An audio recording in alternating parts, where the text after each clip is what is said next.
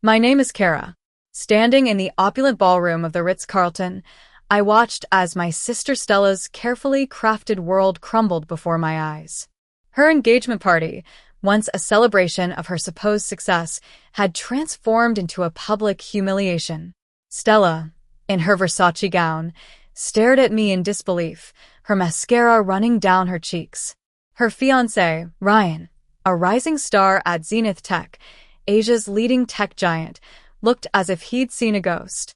It all started years ago. Our parents, Mr. and Mrs. Thompson, were traditional and status-conscious.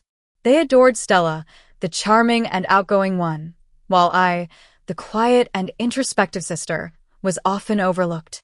Stella did everything in her power to keep me in the shadows. She intercepted my acceptance letters from top business schools, convincing our parents that I was a disgrace for even applying. I didn't let her actions break me. Instead, I used that as fuel to build my own path. With the guidance of my wise grandmother, who left me a precious amethyst pendant, a symbol of inner strength passed down through generations of the Thompson women, I started a small consulting firm called Nova Consulting. It was a front, a way for me to quietly evaluate potential acquisitions. Over the years, I systematically built Nova Global, an investment powerhouse, by acquiring tech companies across Asia. I set my sights on Zenith Tech, and through a series of shell companies, I secretly bought up enough shares to gain a controlling interest. On the night of Stella's engagement party, I received a text from my assistant, Ms. Lee. Zenith Tech board meeting confirmed for tomorrow. Final acquisition papers ready. I touched the amethyst pendant, knowing that the time to reveal myself had come. Stella, with her fake smile, led Ryan towards me. This is my sister Kara. She works at... Remind me again, what small firm was it? Nova Consulting. Her laughter was like a knife in my back, but I'd grown immune over the years. At least one of us made it, right? While some are still struggling with boutique businesses, she sneered. Ryan boasted about Zenith Tech's invincibility and his upcoming promotion to executive vice president. If only they knew that Nova Global had been quietly planning their downfall. Just as Stella was at her most boastful, Mr. Chen, the CEO of Zenith Tech, approached our group. He bowed deeply in my direction and said, "Madam President, welcome. We're honored to have Nova Global's CEO grace us with her presence." The silence that followed was deafening. Stella's champagne glass slipped from her hand, and Ryan's face turned pale. Nova Global? But that's the company acquiring Zenith Tech tomorrow, he stammered. I smiled. Yes, it is. Actually, dear sister, I'm your fiancé's new boss. Stella refused to believe it.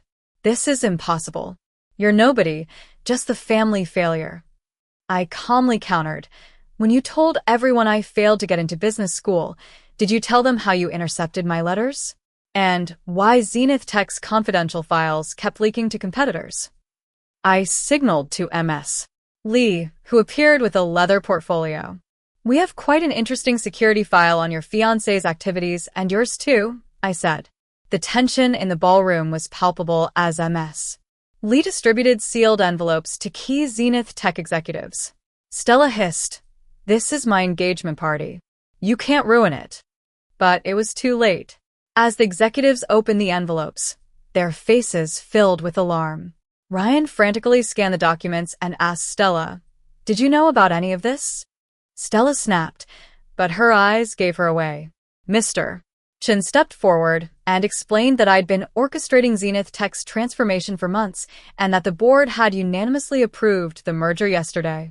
Screens around the ballroom, originally meant for romantic photos, lit up with financial data of Nova Global's vast empire.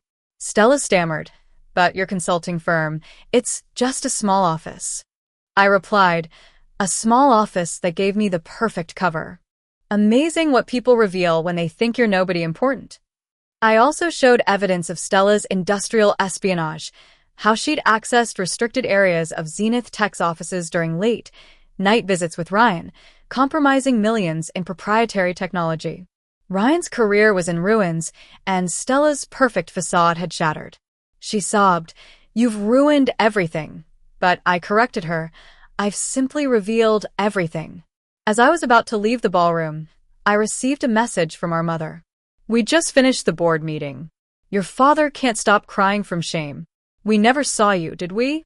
Behind Stella's spotlight, you built an empire. MS. Lee appeared at my car window. Tomorrow's headlines are ready for approval, and Stella is in the lobby asking to speak with you. I smiled and said, tell her my schedule is full, but she's welcome to apply for an entry-level position if she's ready to earn something for once in her life. Driving away, I knew that tomorrow would bring new challenges, but for tonight, justice had been served, cold and with perfect timing. True success isn't about diminishing others. It's about rising above their limitations and building something of real value.